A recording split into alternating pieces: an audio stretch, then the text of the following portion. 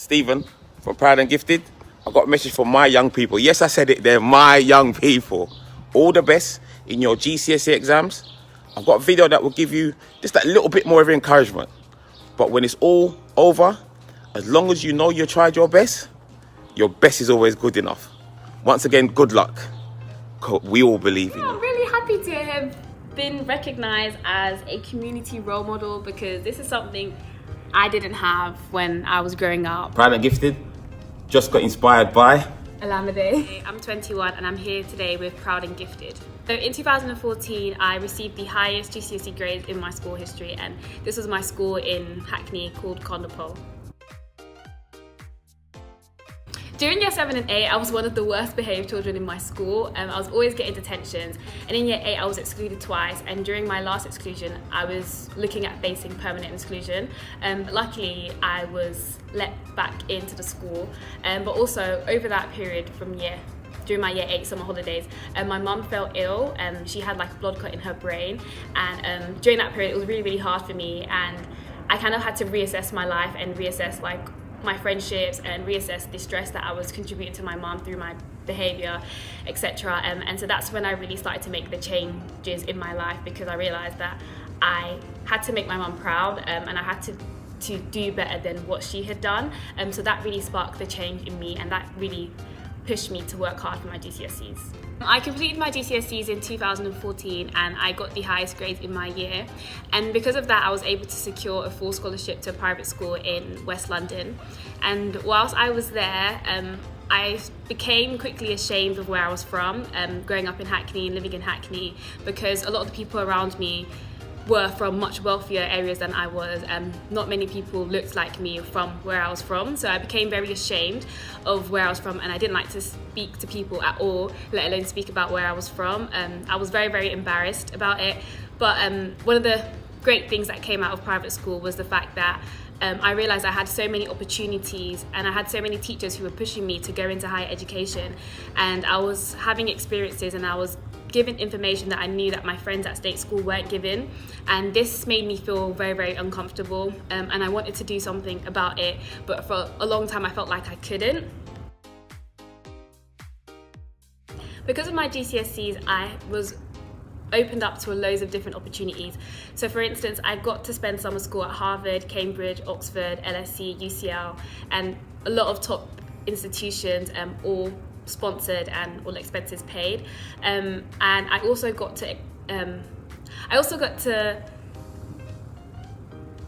also given the opportunity to have work experience at a number of top firms, including Clifford Chance and JP Morgan. During my gap year, I reapplied to university and I received an unconditional offer from the London School of Economics, which is Europe's #1 social science school. And whilst I was here, I got involved in a lot of projects that they were doing to reach out to disadvantaged children, but none of them were focused on where I was from, which was Hackney in East London. And during that period whilst I was at university in my first year, I kept hearing loads and loads about how there had been stabbings in Hackney and how someone else had died, but I knew that there was some good in Hackney, and I wanted to inspire the good that was there and to be a role model for young people in Hackney, and that's what led me to found my project called. So Made in Hackney is a project that aims to bridge the gap between state school students and private school students, and I aim to do this by sharing information and by sharing my story. I share all the opportunities that I've been able to access free of charge, and I give that to the students, but I also speak to the students about being able to own where they come from and not being ashamed of the fact that they may have grown up in a single parent household, or to not be ashamed of the fact that, you know, what else? To just not be ashamed of who they are and where they've come from, and instead to use that as an opportunity to propel them forward. So I go to different schools in Hackney and East London. I go into their assemblies, and sometimes I like to bring in like alumni from that school who have gone on to do well, just to show students that there are people from Hackney who are doing well and that they can do that as well, because when I was growing up in Hackney, there was no positive role models for me. There was no black females who I can look to and say, I want to be like you when I grow up. And I feel like that's one of the biggest issues that we face in Hackney, is just a lack of role models, and that's why it kind of is the way it is today. So I wanted to be that role model for the upcoming students, and I've spoken to over 1,000 students, and it's been only 8 months, and I've received some awards for my work. So I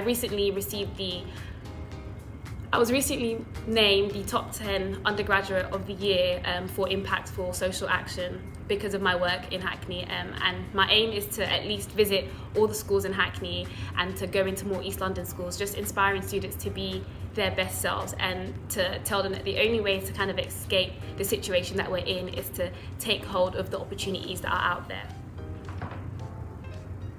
This is from Proud and Gifted. Oh, thank you. Oh, this is nice. Oh, was you recording that?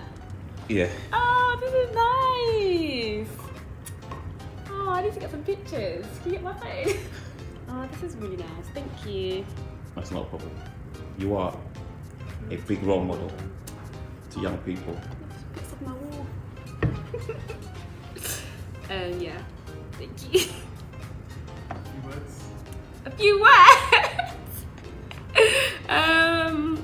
Yeah, I'm really happy to have been recognized as a community role model, because this is something I didn't have when I was growing up. So to be able to call this now, that means I'm actually being what I wanted to have when I grew up.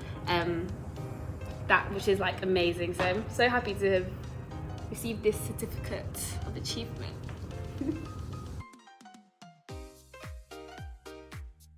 My message to young people who are growing up in areas of poverty or disadvantaged areas is that life is so much more than what you see, and you need to be able to see beyond your circumstances and live that. So for me, education was my meal ticket out of poverty, and I feel like it can be for loads of people. It doesn't have to be formal education, but just having the information that you need to be able to surpass your circumstances. And whatever society labels as your disadvantage, or whatever society labels as a thing that's gonna hold you back, use that as your unique selling point.